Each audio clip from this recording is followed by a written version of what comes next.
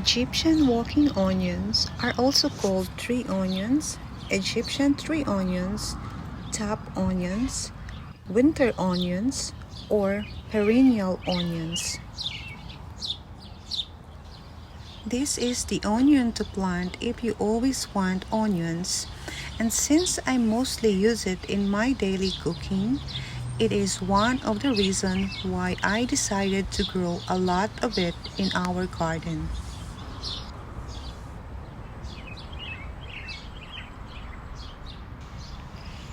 Egyptian walking onions are similar to common onions but with a cluster of tapsets or bulblets where a normal onion would have flowers, each with numerous small onions that you can harvest for eating or planting. It tastes much like shallots, although slightly more pungent.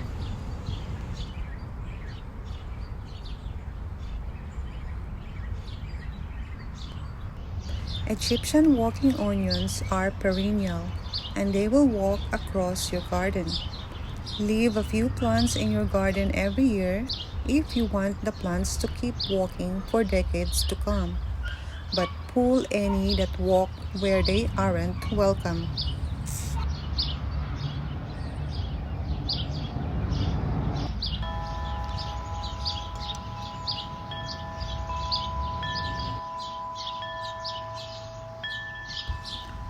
Egyptian walking onions may produce greens all year round, and you may use it just like the chives or scallions. The onions at the base of the plant that are growing in the ground can be harvested in late summer and fall. The bulb is about the same size and shape as a shallot. If you harvest the onion bulb in the ground, just like I normally do, you will destroy the plant. It will not grow back next year.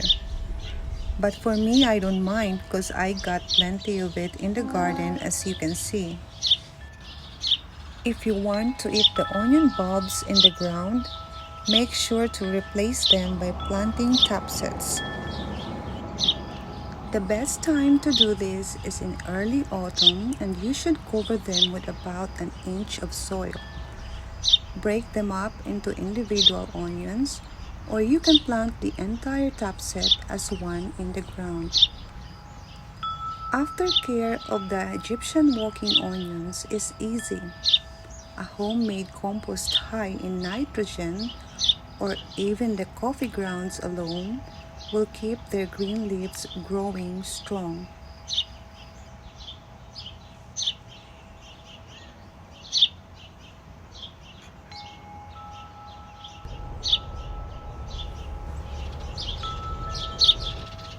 If you are a neighbor of mine here in Washington, and if you are interested in growing the Egyptian walking onions, I have plenty of tapsets to share with you. Just let me know.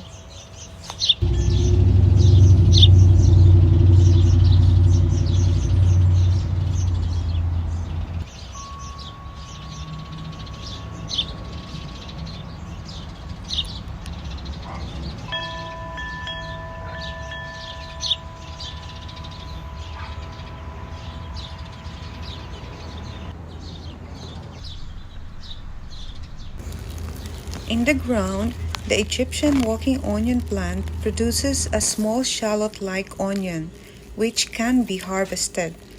Once harvested, the plant will not grow back, but if left in the ground, the onion will divide and form a cluster of onions. New leaves, stalks, and tapsets will grow from the clump of onions each year.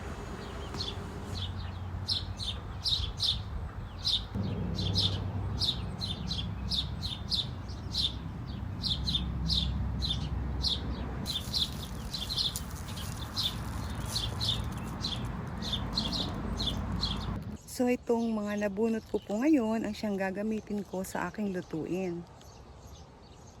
It's growing 3 leaves. Yeah, show me the bottom. Oops. What we got here, huh?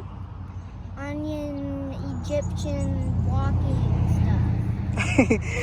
Egyptian walking onion. And what are we gonna do with the top sets? The one on top? I don't know, grow them in the ground? Yes, that's what we're gonna do with it.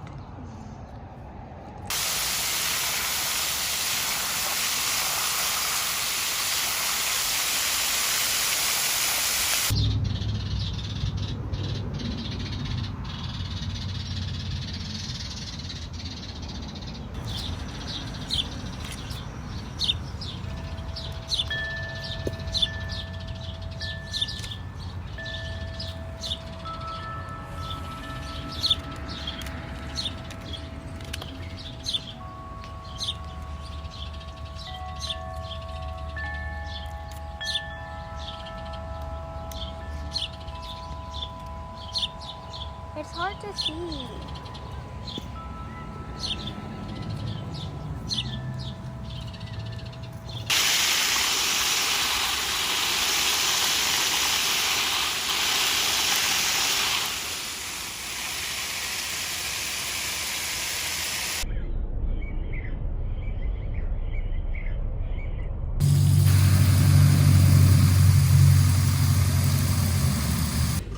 So what do we got here, sweetie?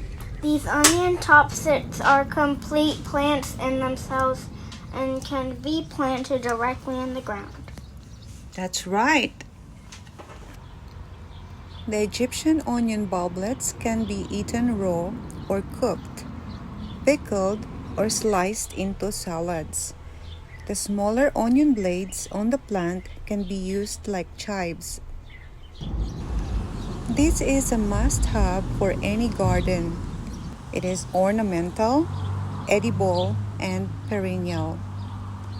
After planting in your garden, you will have onions every year for the rest of your life.